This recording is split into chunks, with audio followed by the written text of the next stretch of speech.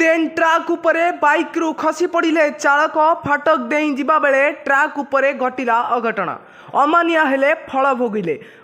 Train धक्का bike चुरमार होइथिबा बेले अल्पके बर्तिले एही युवक। ए दृश्य होची बालेश्वर बस्ता रेल स्टेशन दक्षिण क्याबिन निकटरे थिबा रेल फाटकर।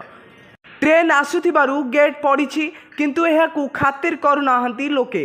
अनेक लोक अमानिया होई फाटक देई रेल धारणा पार हेउछंती। जणे युवक गेट देई रेल फाटक अतिक्रम करिबा बेले ट्रेन लाइन उपरे बाइक रु खसी पड़िथिले। बाइक रु उठिबाकु चेष्टा करुथिले भी एहा असंभव होई पड़िथिला। किछि सेकेंड मध्यरे द्रुत गति रे आसुथिबा ट्रेन तांको बाइक उपरे मारी जाइथिला। तेबे बाइक छाड़ी दौड़ी पळाइबारु बर्ती जाइछंती एही युवकर जीवन। ट्रेन सह बाइक धक्का हेबार एही दृश्य कैमेरा रे कैद होईछि।